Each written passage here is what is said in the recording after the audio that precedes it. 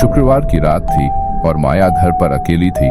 कमरे में अजीब सी खामोशी थी, सिर्फ दीवार की घड़ी की टिक टिक की आवाज सुनाई दे रही थी। माया सोफे पर बैठी अपने फोन में खोई हुई थी। टीवी की हल्की रोशनी ने कमरे में लंबी लंबी परछाइयां बना दी थी, जैसे कोई छिपा हुआ खतरा आसपास मंडरा रहा हो। अचानक माया का फोन बज उठा। स्क्रीन पर अनजान कॉलर लिखा हुआ था। उसने फोन उठाने में थोड़ी देर की, उसका दिल अजीब सा महसूस कर रहा था। फिर उसने कॉल रिसीव की। हेलो। उसकी आवाज में हल्का सा डर था। कुछ सेकंड तक दूसरी तरफ से कोई जवाब नहीं आया। फिर एक गहरी डरावनी आवाज आई, मैं तुम्हें देख रहा हूँ। माया का खून जैसे जम गया, उसकी रीढ़ में सिहरन दौड़ गई। उसने जल्दी से फोन काट दिया, खुद को समझाते हुए कि ये बस एक मजाक होगा। लेकिन उस आवाज की गूंज उसके दिल को तेजी से धड़का रही थी। कुछ ही मिनट बाद फोन में एक मैसेज आया।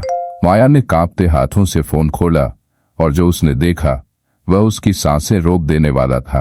वह उसकी खुद की फोटो थी, सोफे पर बैठी हुई उसी पल की, जैसे कोई बाहर से उसे देख रहा हो। अब माया को महसूस हुआ कि वह कॉल करने वाला बहुत करीब था, उससे ज्यादा करीब जितना वह सोच भी सकती थी। डर के मारे माया तुरंत उठी और घर के सारे दरवाजे और खिड़कियां बंद करने लगी। उसके दिल की धड़कन इतनी तेज थी कि उसे लग रहा था कि वह किसी भी पल फट जाएगा। पूरे घर में सन्नाटा था, बस उसकी तेज सांसों की आवाज गूंज रही थी। फोन फिर से बजा, वही नंबर। इस बार उसकी उंगलियां फोन उठाने से कांप रही थीं। जब उसने कॉल रिसीव की, वही गहरी और सर्द आवाज सुनाई दी, मैं तुम्हारे जितना पास हूं जितना तुम सोच भी नहीं सकती। माया के चेहरे का खून जैसे सूख गया, उसकी आंखों के सामने अंधेरा छा गया। तभी कमरे की लाइटें छपकने लगी और ऐसा लगने लगा जैसे परछाइयां जिंदा हो गई हों और उसकी तरफ बढ़ रही हों। फिर अचानक बिजली चली गई और पूरे घर में अंधकार फैल गया। उस अंधेरे में माया की सांसें तेज हो गईं, हर चीज धुंधली हो गई और उसे सिर्फ अपने दिल की धड़कन सुनाई दे रही थी। तभी उसने अपने पीछे कुछ महसूस किया, एक ठंडी डरावनी सांस उसकी गर्दन पर। माया चीखना चाहती थी, भागना चाहती थी, लेकिन उसका शरीर जड़ हो गया था। फिर उसने अपनी गर्दन पर किसी का ठंडा और मजबूत हाथ महसूस किया।